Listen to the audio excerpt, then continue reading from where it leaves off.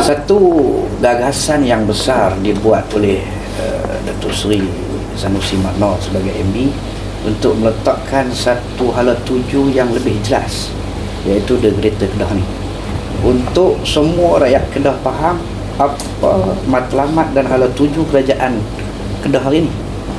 Dan di dalamnya ada pengisian-pengisian yang berbagai dalam The Greater Kedah ni.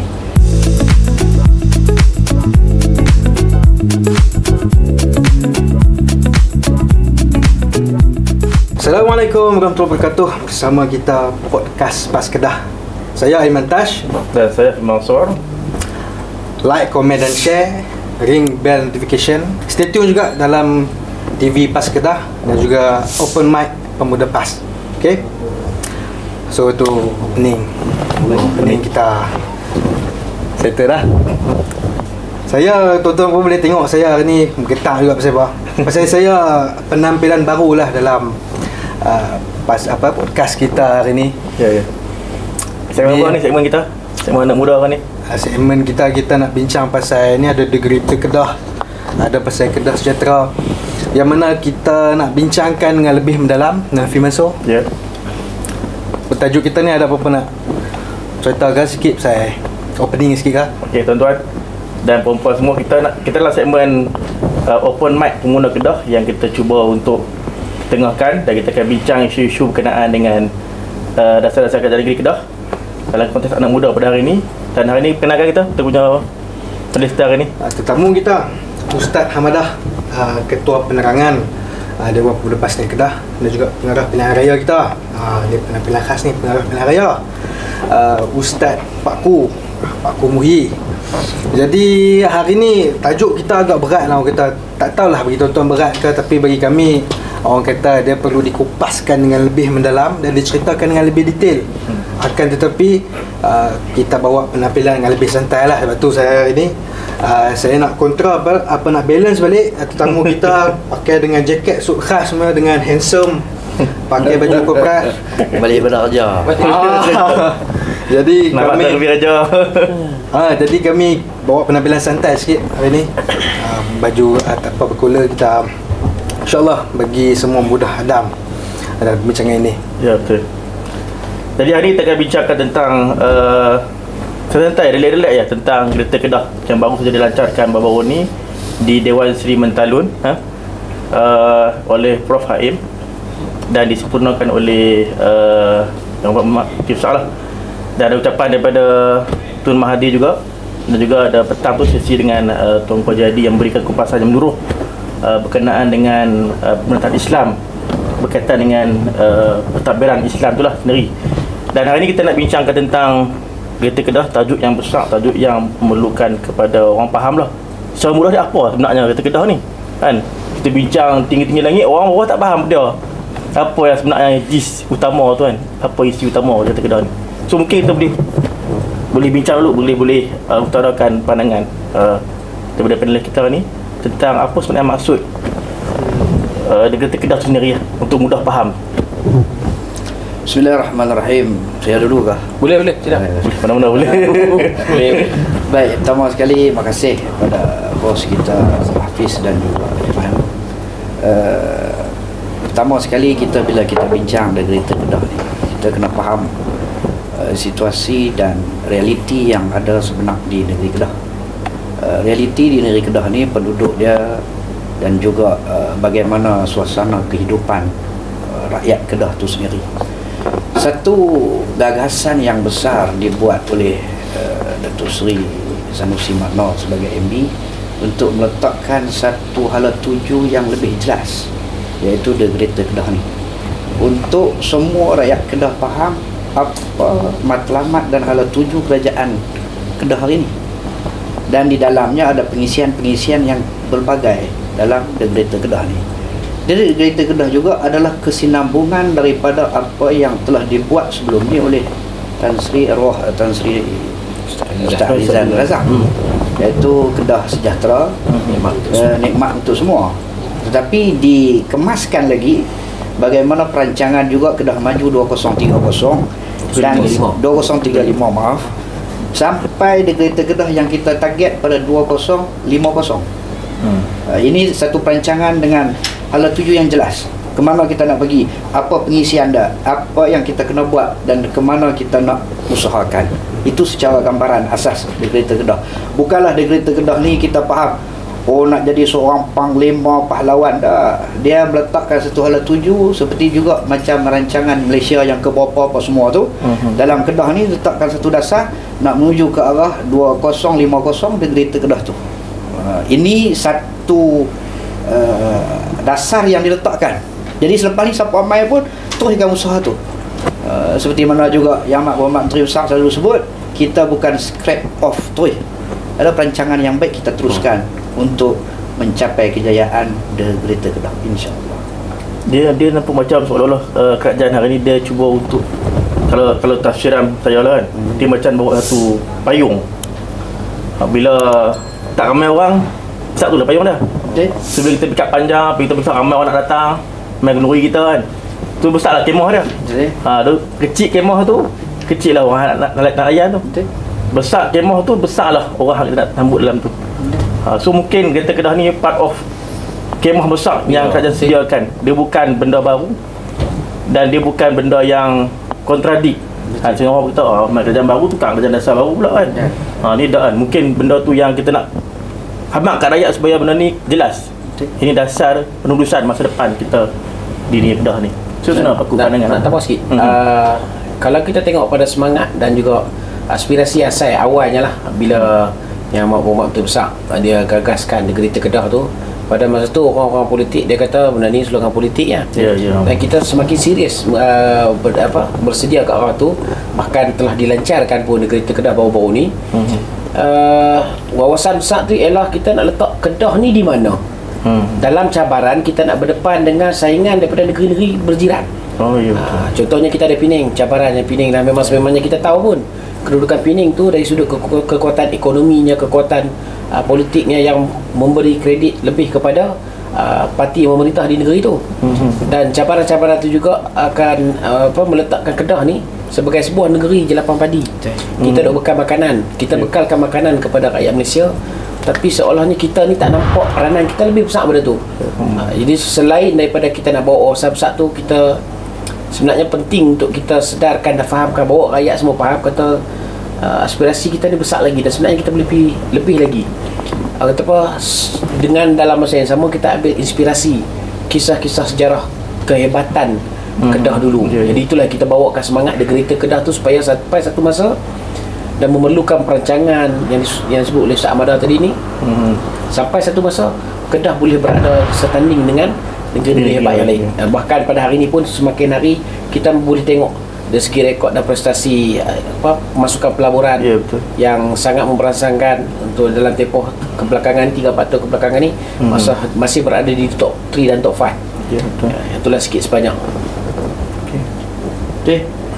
Apa yang disebutkan tu itu realiti yang kita nak menuju ke arah Kereta Kedah. Sebenarnya semua ni perlu kepada pembeling semua rakyat Kedah. Sebab nak merancang, pimpinan kita boleh merancang, tapi yang nak melaksanakan dan nak berjayakan itu semua kita lah, termasuk bos-bos ni pun kena berusaha untuk menjayakan Kereta Kedah. Tuan-tuan yang di rumah pun, anak muda pun kena berusaha untuk menjayakan Kereta Kedah, insya-Allah.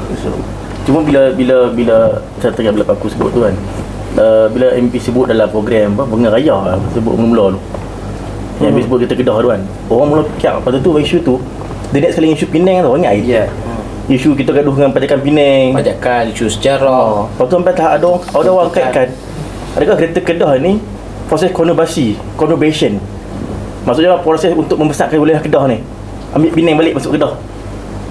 Jadi ada logik juga lah, nampak MP5 tu macam nak pergi situ. Pokoknya bila ada benda ni kerangka ni kita nampak jelas. Bukan soal conurbation apa semua, tapi soal untuk angkat kita maruah kita atau kita punya semangat dan juga hala tuju Kedah di masa depan kita.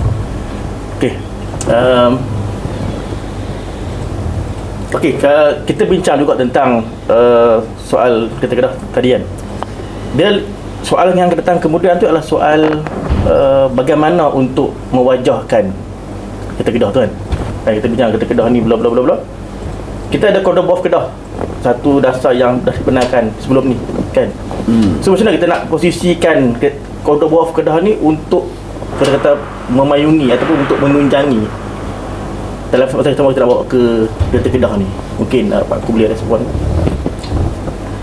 Dia kalau tak silap Cordoba Kedah ni dia tahun 2020 lah. 2020 lah pada awal awal kita ambil alih kerajaan itu ni.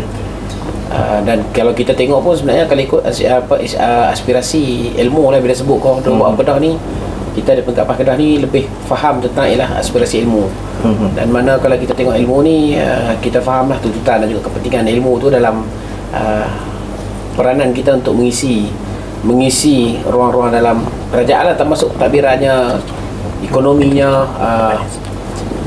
banyak lagi lah aspek-aspek lain. Saya teringat dalam program kita baru ni, dalam sidang live ataupun sesi live bersama Tun M, ada satu quote ayat tu last kali, yang awal tu tak apalah, kita tak ulas. Last kali tu dia ada sebut perkataannya, sebenarnya benda tu kita kena jadikan satu motivasi juga untuk kita, walaupun ada satu sudut tu yang nampak benda ada benda yang kita kena ambil. Tun M dengan orang tokoh yang hebat, negarawan hebat, banyak membawa kegemilangan dan juga kepermodenan Malaysia. Yang Kedah pun turut terima tempias lah zaman dia jadi Perdana Menteri dulu. Antara yang disebut tu, dia kata kita sebagai orang Islam, terutama sekali orang Kedah ni lah, kita negeri Kedah ni ialah sebuah negeri Islam, Melayu Islam. Jadi kita sebagai orang Melayu, orang Islam ni, kita kena sedarkan rakyat bahawa dunia ni bukan semata-mata bukan orang Islam. Dunia ni juga untuk orang Islam, termasuk juga lah akhirat. Jadi orang Islam ni dia ada dua, dia kena ambil akhirat, dia kena ambil dunia pun dia kena ambil. Jadi wawasan ataupun aspirasi dia nak sebut kat situ, motivasinya apa tahu, selari dengan tuntutan kita nak bawa The Greater Kedah ni. Inilah antara yang disebut supaya tanggungjawab kita sebagai rakyat Kedah, terutama sekali kita sebagai ahli PAS lah, bagi yang ahli PAS ni, peranan kita untuk mendalami ilmu, semua jenis segmen ilmu yang ada, supaya kita dapat mengisi kepakaran-kepakaran yang diperlukan dan juga memahami aspirasi yang dibawa oleh kerajaan, supaya setiap orang faham dan sedar. Kita takut nanti kita di luar tu kita cerita tentang banyak perkara-perkara yang hebat, tapi pada asasnya ataupun fundamental base tu kita tak tahu, tak faham pun. Itulah sikit sebanyak. Jadi Cordoba Kedah tu memang satu usaha yang sangat baik, walaupun kalau ikut tu Cordoba Kedah tu digagaskan awal lah sebelum Greater Kedah ni tu. Tapi macam mana kita nak blend supaya Greater Kedah ni dapat dibawa aspirasi tu oleh Cordoba Kedah. Jadi peranan penting jugalah Cordoba Kedah ni. Dan kalau ikut ni Cordoba Kedah ni, dia punya center di mana? Unisham. Kita pun ada banyak lah tenaga kepakaran yang ada dalam tenaga kepakaran, ilmuwan-ilmuwan yang ada di Kedah ni, yang mana kita kena mainkan peranan untuk tarik mereka terlibat dalam membangunkan Cordoba Kedah ni. Dan bukan sekadar tenaga-tenaga ilmu ataupun tenaga-tenaga pakar yang ada di Kedah je, anak-anak Kedah yang mana duduk dari luar pun kita kena seru supaya balik main dan bagi curahan ilmu, pengalaman. Sebab banyak juga, dan kita juga ada beberapa orang pakar sejarah sebelum ni yang main batu Kedah. Saya tak ingat nama, tapi dia pun ni anak Kedah yang mengajak di luar. Kita juga ada ramai pakar-pakar dalam bidang-bidang yang mungkin diperlukan di Kedah yang mungkin sebelum ni kita tak explore lagi. Termasuk jugalah yang segmen-segmen penemuan baru, bahan-bahan galian dan sebagainya. Ada juga Kedah ni pun RE pun kita dah mula teroka. Lepas tu kemungkinan besar pun petroleum pun kita mula teroka. Jadi benda-benda tu kita perlu kepada semua anak Kedah untuk ada jiwa untuk main sama-sama bangunkan Greater Kedah ni lah. Jadi cerita untuk Cordoba Kedah ni mungkin tak mudah. Boleh kupas tambah. Dia apa tawaran yang kita rasa perlu untuk Cordoba of Kedah ni bagi kepada anak muda hari ni? Especially soal pengajian agama, anak muda hari ni yang tak katalah, mungkin akhir zaman ni banyak fitnah, banyak cabaran yang berlaku. So apa yang kita boleh tawarkan, COK boleh tawarkan seiring dengan TGK Greater Kedah tu? Baik, Fiz, yang pertama sekali kita faham Cordoba Kedah ni adalah salah satu pengisian untuk mencapai The Greater Kedah. Dia kena faham tu. Dia ada duduk dalam program untuk sampai ke Greater Kedah tu. Baik, The Greater Kedah ni perlu diisi, antara pengisian yang ada adalah Cordoba Kedah. Dan Cordoba Kedah ni mementingkan dari sudut diri setiap penduduk Kedah ni dengan persiapan ilmu yang mantap. Macam disebut oleh Pak Ku tadi, bukan hanya sekadar ilmu akhirat, bahkan ilmu dunia. Saya teringat satu pepatah yang disebut oleh ulama, man arada dunya fa alaihi bi'ilmi, wa man arada al-akhirah fa alaihi bi'ilmi, wa man arada bihima fa alaihi bi'ilmi. Siapa yang nak kepada dunia, kena dengan ilmu. Ini yang kita terapkan dalam Cordoba Kedah. Kok mana pun nak berjaya di dunia, prasyarat yang paling penting untuk berjaya di dunia adalah ilmu. Sebab tu Cordoba Kedah menekankan budaya ilmu ni. Dan budaya ilmu ini di sekitar Kedah, alhamdulillah, memang orang Kedah ni kuat mengaji dan telah mencapai berbagai kejayaan orang Kedah ni. Dan begitu untuk yang disebut tadi, Hafiz tanya pada saya, untuk orang muda suka mengaji. Lepas tu kita nak melahirkan anak-anak Kedah ni, orang muda bukan yang buang masa, tetapi orang muda yang suka mengaji. Nak suka mengaji bidang apa? Kita siapkan. Lepas tu Indonesia bukan hanya terikat dengan kuliah Usuluddin, kuliah syariah, kuliah bahasa Arab. Tak, dia ada berbagai kuliah yang ada. Bahkan tawaran-tawaran khusus yang dibuat lebih banyak. Lepas tu anak muda kena pergi mengaji, pergi di Syam tu, daftar khusus yang singkat. Bukan hanya nak ambil ijazah saja, tapi ada sijil untuk kita tawarkan. Jadi Cordoba Kedah ni mementingkan sedemikian rupa. Ada ilmu kemahiran, ilmu kefahaman untuk membentuk semua lapisan masyarakat, termasuk anak muda ni sayang kepada ilmu, cinta kepada ilmu dan berbakti dengan ilmu tersebut di negeri Kedah ni. InsyaAllah kita sama-sama bangkitkan.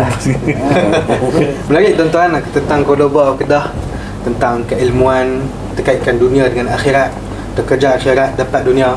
Walaupun pun kita akan teruskan lagi perbincangan kepesan kita ni. Ya. Baru nak panas ni apa tidak? Dia maksudnya sebelum tu dia ada fasa-fasa dah. Kita ambil permulaan sekejap Kelemek tu, kita kumpul dulu, taruh sikit dulu. Kita tunggu selepas ini. Jangan lupa like, komen dan share. Rehat.